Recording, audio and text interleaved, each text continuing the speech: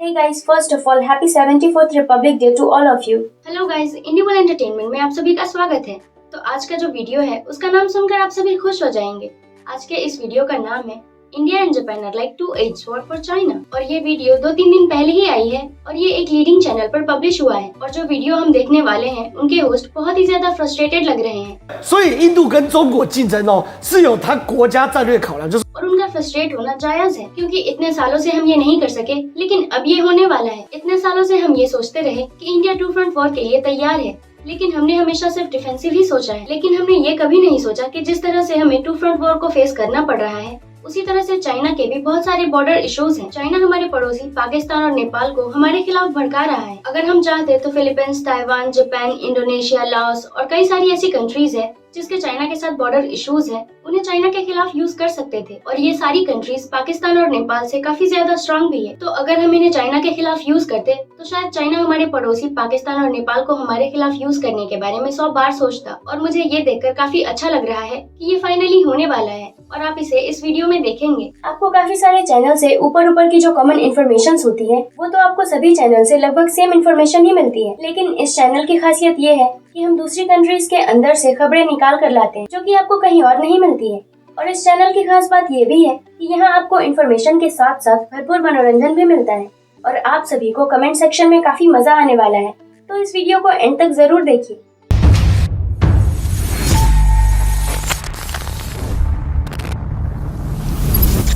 China के failure के पीछे का रीजन क्या है? इंडिया अमेरिका के इंटरनेशनल रिलेशंस को कंट्रोल करने में काफी हद तक इन्वॉल्व रहा है।以美国为体系的整个军演体系，印度它期待什么？ इंडिया का प्लान है कि अगर वो चाइना से भिड़ेगा तो चाइना का फोकस कहाँ रहेगा? 印度嘛，中 चाइना दुनिया का सबसे बड़ा मार्केट है, 转到印度， 苹果就已经要去啦。 对，所以 इसीलिए चाइना और इंडिया के बीच अनबन बहुत ही स्ट्रेटेजिक है। 考量就是说，中国只要倒掉，中国 अगर चाइना गिरता है तो उससे इंडिया को बहुत ही फायदा होगा। 日本要跟中国竞争是日 अगर जापान अपने फॉर्मर मिलिट्री ग्लोरी को वापस लाना चाहता है तो उसे ऐसा करने के लिए अमेरिका की मदद की जरूरत पड़ेगी। 捆绑索解开，所以 जापान और इंडिया अमेरिका के फ्रंट और बैक डोर नेल्स हैं।插在中国门前跟门后两根钉子嘛。印度现在是这样子哦，印度 इंडिया और फ्रांस वरुण 2.0 को लागू करने का प्लान बना रहे हैं। 3年的经验，法罗拉是什么？ ये एक ग्रेट लैंड और स्काई इंडियन गॉड का एक इंडियन मिथ है। 里面一个天海之神，这种天海 ये एयर और ग्राउंड फोर्सेस दोनों के समान है, जो फ्रांस और इंडियन मिलिट्री दोनों को जोड़ते हैं।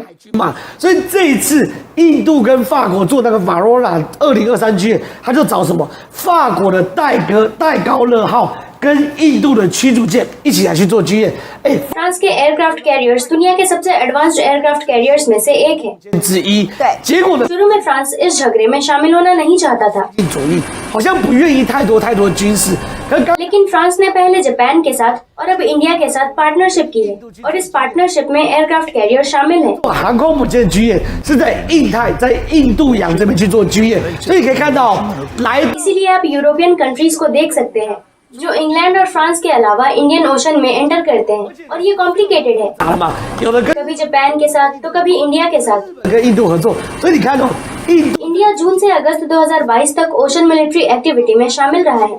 6月底到8月初去参加所谓的环太平洋军演，然后呢，在之前 और अमेरिका और यूरोप के एयर मिलिट्री एक्टिविटी में भी शामिल रहा है। 2年的空中军演，而且呢，未来印 और आगे बढ़ते हुए अमेरिका, जापान, ब्रिटिश और यूरोप के साथ डायलॉग्स होंगे। और ऑकस जो अमेरिका, ब्रिटिश और यूरोप का अलाय है, और अब ऑकस में एक एडिशनल जे के साथ जापान को शामिल कर रहे हैं।也要帮这个所谓的澳洲做潜舰，所以阿克勒斯变什么 ？J 阿克勒斯，就像这个本来是 AUKUS，现在前面加了一个 J Japan， 那个对， AUKUS。多一个 J 就变甲配的部分，所以你可以看到这种 ये अलाय एक दूसरे के कमजोरी की भरपाई उन ताकतों से करते हैं जिनमें हर कोई रोल प्ले करता है। 他的长来补我的短，大家在 इस मामले में ताइवान की बात करते हैं। 里面有角色啊。我们最近台湾做一系列的军事改革，就是来自于这边嘛。好，最扯的事情是什么？南海 अब फिलीपींस भी जवाबी कार्रवाई कर रहा है। 菲律宾要翻台，对他们之前不是感情蛮好的吗？跟中国可。是问题 क्या फिलीपींस के चाइना के साथ अच्छे रिलेशंस नहीं थे? पिछली बार ये था, लेकिन रिसेंट मार्केस के प्रेसिडेंशियल चेंजेस के साथ जो उनके फादर की लेगेसी को जारी रखने के लिए है, फिलीपींस अब नॉर्दर्न सी रीजन में चाइना के इम्पैक्ट के कारण प्रॉब्लम्स क्रिएट कर रहा है। 他说什么？哎，小马可是直接说，中国在整个南海不断变化的事态哦，让人夜不成寐，日不能安枕。大部分时间都让我辗转反侧。他讲 जिसकी वजह से जवाबी कार्रवाई की जा रही है।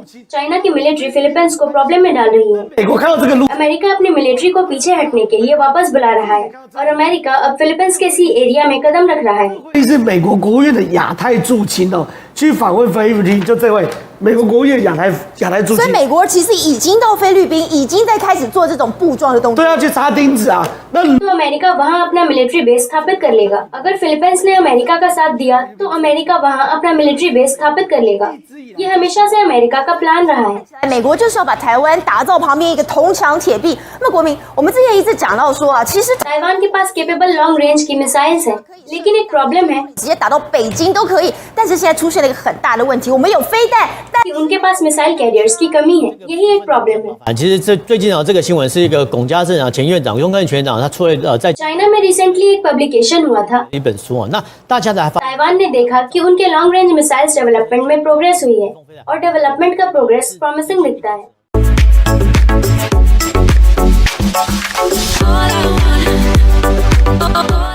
जोई चेंग ने कमेंट किया है कि एक्सिस पावर में सिर्फ रशिया, चाइना और चाइना नॉर्थ कोरिया यही कंट्री है कि हमारे नेबर इंडिया का पावर दिन ब दिन बढ़ता जा रहा है। अगर इंडिया यूएसए के साथ मिलकर चीप टेक्नोलॉजी में भी हमें मात दे देता है तो ये उनकी कंप्लीट विक्ट्री होगी। कोई नहीं है आज मेरे साथ देख लो, मैं जिनको दस्तयाब रहा कल वो जान से, वो जाते जाते कह गए औकात देख लो। उनके रिप्लाई में मैंने इमेजिफ ने लिखा है कि ये कोई रिलैक्सेशन का टाइम नहीं है, हमें हमारी ट्रेनिंग और डिफेंस ड्रिल्स को स्ट्रॉन्ग करना होगा। उनके रिप्लाई में मिल्स और लियो ने कहा है, तुमने ईरान, अफगानिस्तान, पाकिस्तान का जिक्र क्यों नहीं किया है? नॉर्थ कोरिया के भी इंडिया के साथ अच्छे रिलेशंस हैं और पता नहीं चाइनीज ये क्यों भूल जाते हैं। मुझे तो लगता है कि वो किसी तरह के कुएं में बंद है, उन्हें आसपास की कोई इन्फॉर्मेशन मिलती ही नहीं होगी। इसीलिए शायद चाइना को ये नहीं पता कि ईरान, रशिया और नॉर्थ कोरिया के साथ सिर्फ चाइना के ही अच्छे रिलेशंस नहीं है, बल्कि इंडिया के भी इन कंट्रीज के साथ काफी अच्छे रिलेशंस हैं। तो अगर इंडिया और चाइना के बीच कुछ हुआ तो ये कंट्रीज चाइना का साइड तो बिल्कुल नहीं लेगी, उल्टा ये चाइना के खिलाफ जरूर जा सकती, क्योंकि चाइना का जो इतिहास रहा है वो सारी कंट्रीज को काफी अच्छे तरीके से पता है। और वैसे तो रशिया चाइना के साथ वॉर भी लड़ चुका है और रशिया तो बस वेस्ट और अमेरिका के प्रेशर में थोड़ी बहुत पार्टनरशिप भी रखता है। लेकिन अगर रशिया को मौका मिले तो वो चाइना को मात देने की कोशिश करेगा, क्योंकि चाइना के बैक स्टेपिंग कैरेक्टर का रिजल्ट रशिया पास्ट में भुगत चुका है। अगला कमेंट है लोनली AN6359 का। इंडिया भले ही दुनिया की फैक्ट्री बन जाए, लेकिन चाइनीज लोग हार्ड वर्किंग होते हैं। वो दिन रात काम करते रहते हैं और ये भी नहीं कहते कि वो थक गए हैं। इंडियंस ऐसा नहीं कर सकते हैं, उनमें लो एफिशिएंसी होती है और मोटिवेशन नहीं होता। कर्म करो, फल की चिंता मत करो, ये इंडिया की कहावत है, चाइना की नहीं। और हम सभी ये जानते हैं कि हमारा एक लिविंग स्टैंडर्ड है। अगर दिन भर सभी काम करते रहेंगे तो भगवान ने जो हमें खूबसूरत जिंदगी दी है उसको हम एंजॉय कैसे करेंगे? जरूरी नहीं कि कोई दिन भर काम कर रहा है तो वो बहुत ही अच्छा काम करेगा, वो सिर्फ कॉपी ही करेगा। जबकि इंडिया इनोवेशंस पर फोकस करता है, क्योंकि इनोवेशंस के लिए प्रॉपर स्टेट और माइंड की जरूरत होती है। वास्तव में विद्या प्राप्त करने हेतु श्रम की तो आवश्यकता ही नहीं होती, केवल एकाग्रता और समर्पण पर्याप्त है। दिन भर काम करके तो सिर्फ गधे ही बनते हैं, सारा दिन काम करने से कोई गधा घोड़ा नहीं बन जाता है। और रही बात मोटिवेशंस की, तो इन्होंने इंडिया का यूट्यूब नहीं देखा है, ऑब्वियसली, क्योंकि यूट्यूब तो चाइना में बैन है। अगर इंडियन यूट्यूब का एक्सेस उन्हें मिल जाता तो उन्हें पता होता कि उनकी कंट्री में इतने वर्कर्स नहीं है जितने की इंडिया में मोटिवेटर्स है। मुझे पता है दुनिया की सबसे एक्सपेंसिव लिक्विड कौन सी? एक इंसान के आंसू, इसके अंदर सिर्फ 1% पानी होता है और 99% फीलिंग्स। इसलिए किसी को हर्ट करने से पहले 100 बार सोच लेना। इंडिया पहले वाला इंडिया नहीं रहा, इसीलिए इंडिया को चैलेंज करने से पहले 100 बार सोच लेना। अगला कमेंट है कोड 5784 का। दुनिया में कुछ ऐसी कंट्रीज है जो कभी डिस्ट्रॉय नहीं हुई है और इंडिया उनमें से एक है। एंशिएंट टाइम से लेकर आज तक इंडिया कभी भी डिस्ट्रॉय नहीं हुआ है, जबकि चाइना कम से कम 10 बार डिस्ट्रॉय हो चुका है। चाइना सिर्फ कमजोर और अनयूजेबल है, ये एंशिएंट टाइम से कमजोर है और चाइना के पास लॉन्ग टर्म वॉर करने की एबिलिटी नहीं है। एंशिएंट टाइम से लेकर आज तक जब भी चाइना में वॉर होगा वो सीधे सरेंडर कर देगा। जब एम्पायरर्स की मृत्यु हो गई तो सोल्जर्स ने सीधा सरेंडर कर दिया, इसीलिए चाइना पर हमला करना एम्पायरर को हमला करने जैसा है और चाइना डिस्ट्रॉय हो जाएगा। वैसे तो ये वीडियो चाइनीज में है, पता नहीं ये कमेंट किसने किया है, तो इंडिया को डायरेक्टली इसका एक्सेस नहीं मिलेगा। लेकिन इतने इंडिया फेवरिंग कमेंट का मतलब ये हो सकता है या तो ये कोई इंडियन है जिसे चाइनीज आती है, या तो ये कोई इंडियन है जिसे चाइनीज आती है, या फिर वो ताइवान से है, क्योंकि ताइवान में जो लैंग्वेज बोली जाती है वो मैंडेरियन चाइनीज ही है और ये चाइनीज में लिखा है।